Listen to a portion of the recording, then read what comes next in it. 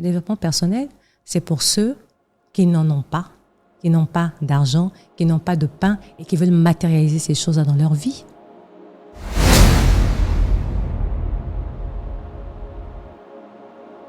C'est pour ça que c'est important.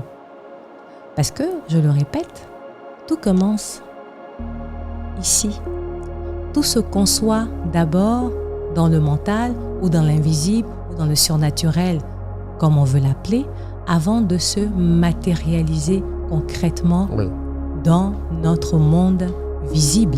On dit que tout ce qui existe a été créé 2 fois. Tout ce qui existe a été créé 2 fois. Ouais. Celui qui a fabriqué l'avion, il s'est assis un jour et puis il a regardé, il a vu des oiseaux qui volaient, puis il s'est dit, mais mince, regarde combien de temps ça nous prend pour aller d'un continent à un autre, en bateau, des mois et des mois.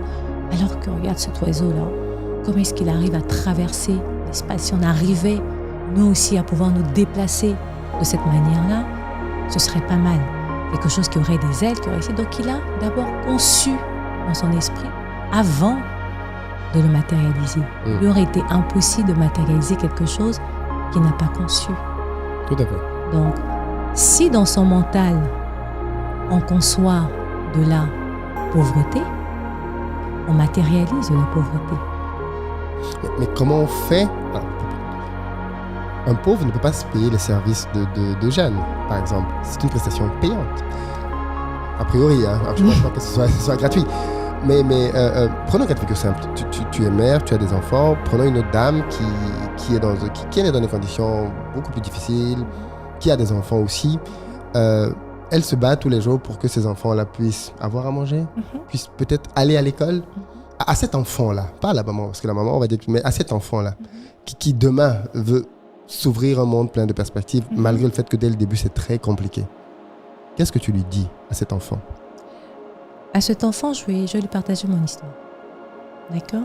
Je ne suis pas née avec une cuillère en argent dans la bouche. Je suis née dans des conditions qui étaient, ma foi, assez difficiles, avec des lendemains qui étaient très incertains. Ça a été compliqué. J'ai perdu mon père quand j'avais 18 ans, à 2 semaines des résultats du bac, sans savoir même si je serais capable de payer mes études supérieures. Vivant avec ma mère et mon petit frère, et il y avait rien en réalité qui me prédisposait dans le sens où on entend à avoir la vie que j'ai aujourd'hui. Tout à l'heure, tu disais, mes prestations sont payantes. Oui, mais je donne beaucoup de contenu gratuit sur les réseaux sociaux parce que je sais à quel point c'est important pour les personnes d'avoir l'information parce que les gens n'ont pas l'information. Et moi, cette information, je l'ai eue. Je l'ai eue à travers 2 livres sur lesquels je suis tombée sur une petite bibliothèque, une petite librairie par terre, aux 2 plateaux. J'aimais beaucoup m'évader, moi, dans les livres. À l'époque, je lisais beaucoup d'Arlequin parce que ça me faisait rêver. Et je suis tombée sur ces 2 livres-là, mais complètement au hasard. J'ai lu les préfaces et ça m'a intriguée. Ces 2 livres, c'est L'Alchimiste de Paulo Coelho et Le Millionnaire de Mark Fisher. Ouais. Je devais avoir à peine la vingtaine. Je ne savais pas du tout ce que c'était que le développement personnel. L'Alchimiste de Paulo Coelho m'a appris une chose. C'est que chacun est venu sur la Terre pour accomplir quelque chose, pour réaliser sa légende personnelle. Et que le plus important, ce n'est pas le but. C'est pour ça que l'anglais, dans le livre, a échoué. Le plus important, c'est profiter du voyage. Ouais.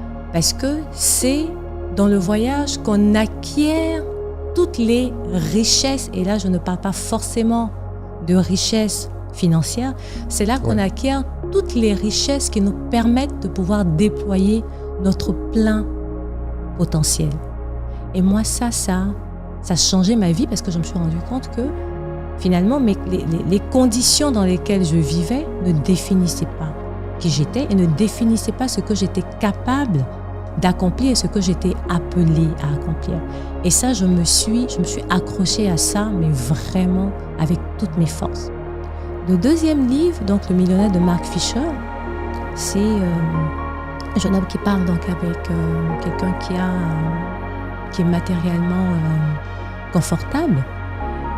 Et ce que ce monsieur lui dit, et ça c'est une phrase c'est une partie du bouquin qui m'a marquée, il lui dit, quand tu nais, à l'intérieur de toi, c'est comme un tableau vierge. Et les expériences que tu vis, les paroles que tu entends viennent dessiner des images, etc., sur ce tableau. Donc, lorsque tu traverses des périodes difficiles, des expériences, des situations difficiles, lorsque tu entends à chaque fois que tu es enfant, tu entends des paroles dévalorisantes, ça vient dessiner un tableau noir à l'intérieur de toi. Mais l'avantage, c'est que, le point positif, c'est que ce tableau-là, il n'est pas fait avec de l'encre indélébile.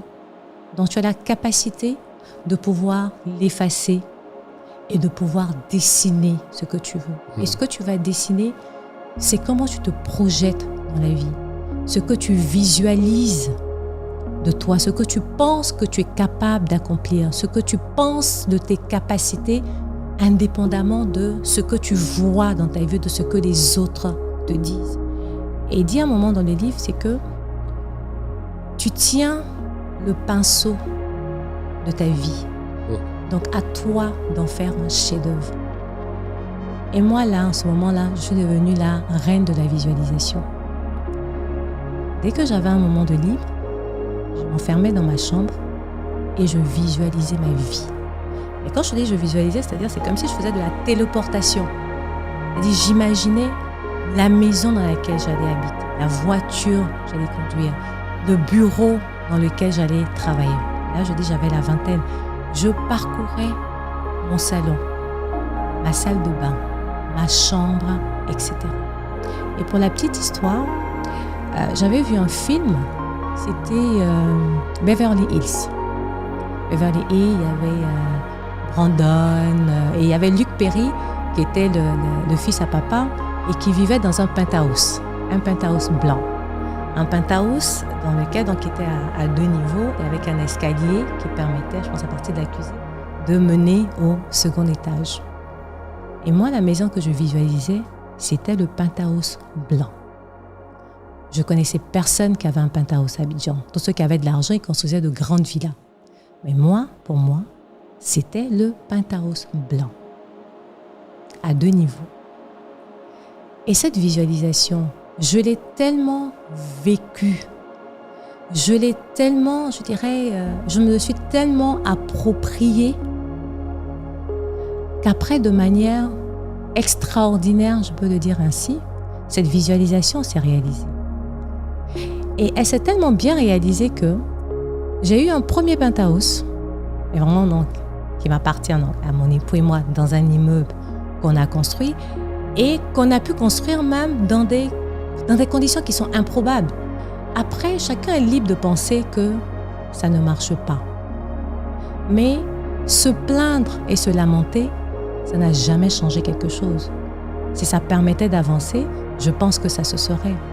Donc, si vous avez jusqu'à présent expérimenté les plaintes, les supplications, etc., ça n'a pas marché, essayez ce que je vous propose et vous verrez.